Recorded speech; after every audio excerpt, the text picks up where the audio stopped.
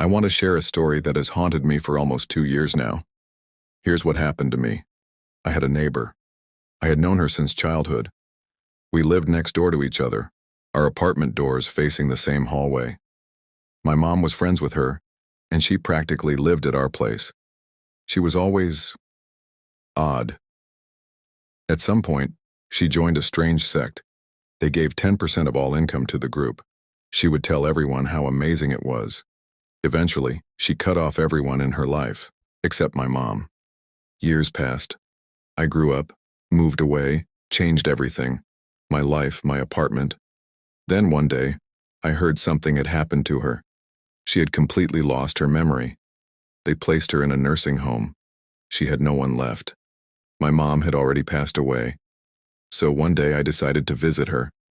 I came in, gave her name, and was led to her room. I walked in, greeted her, hugged her. She didn't recognize me. I started telling her who I was, where we lived, about my mom. But she didn't understand. She didn't even know what city she was in. I told her about her son. Still, no recognition, no comprehension. I spent about 2 hours with her, trying anything just to trigger some memory. But there was nothing at all. And yet, here's what shook me the most. As I was about to leave, she asked me to bring her a Bible. She said, "I know the demons are leading me astray, but I know it felt good when I was with God." Of course, I came back the next day.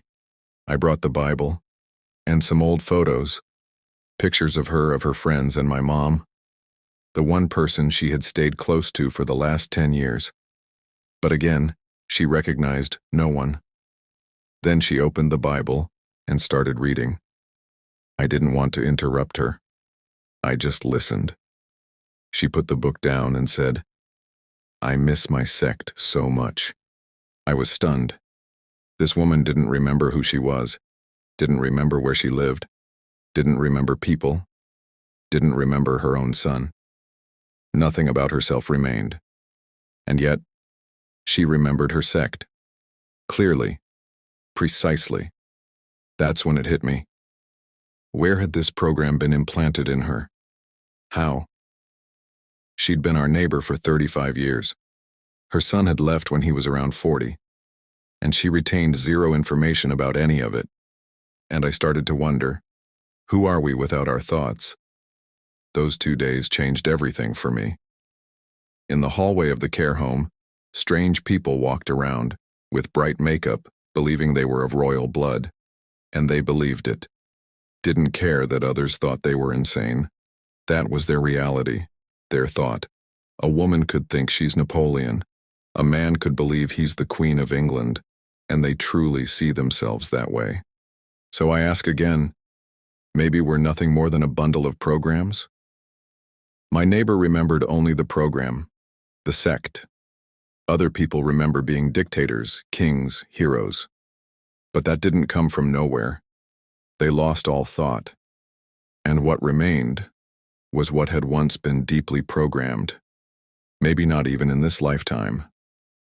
Thank you for letting me share this. Let's reflect on it together. Who are you without your thoughts? You created that image yourself. And the deeper you begin to track your thoughts, the clearer your world becomes. The clearer you see people, and maybe, for the first time, you'll truly see yourself. What is a programmed script? Is it you? Or is it what was implanted into you? We are born clean, without fear, without shame, without guilt. But from the very first days, we are programmed. No one asks us. No one explains. A script is not just an idea. It's not a thought you can simply reject. It's a deep-rooted setting that seeps into your body, into your voice, into your behavior, until you no longer notice that you're living by it. You grow up and suddenly you're afraid to speak your truth. Why? You tolerate toxic relationships. Why? You always start from the position of, "I'm not good enough." Why? Because it's not you. It's the programming. Programs are installed silently. When you were scolded for feeling, when they told you boys don't cry or you're not smart, just pretty, when they laughed at you, when they ignored you, when they only praised you for success. You grew up, and every emotion, every glance, every punishment It all became code, and you became a function, a role, a mask. Now imagine, someone loses their memory. Everything is wiped, name, family, experience. But the reactions remain. They still flinch, or yell, or shrink. Why? Because programming runs deeper than memory. It doesn't live in the brain. It lives in the body. It's autopilot, and it activates without your permission. Let's take an extreme case. Someone believes they are Napoleon. Strange? Not really. It's just a rewritten program. When internal pain or emptiness becomes unbearable, the mind activates any identity that might protect it. I'm Napoleon is a shield, a survival script, a way out of failure, pain, insignificance. It's no different from the programs of, I'm nobody. I'm a victim. It's all my fault. I must save everyone. You didn't choose these. You absorbed them. But here's the most important part. Now, you can track your own program. You can look it in the eye, and you can choose. You are consciousness, capable of seeing all this and rewriting it. Yes, some scripts are deeply installed, like that woman who forgot everything, but remembered her sect. That program was installed in adulthood, which means it's possible to reprogram. A new program is still a program. If thought disappears, what remains is raw programming. Fear, restriction, habit, trauma. All embedded so deeply it feels like you. But it isn't. It's just the code that remains, even when nothing else of you is left. That's why it's not enough to just think. You must track the source of the thought. Whose thought is it? Yours or implanted, injected, programmed? You could live your whole life believing you fear the dark, failure, poverty, loneliness. But what if that fear isn't even yours? What if it's just a hand-me-down program, passed on by those who were afraid before you?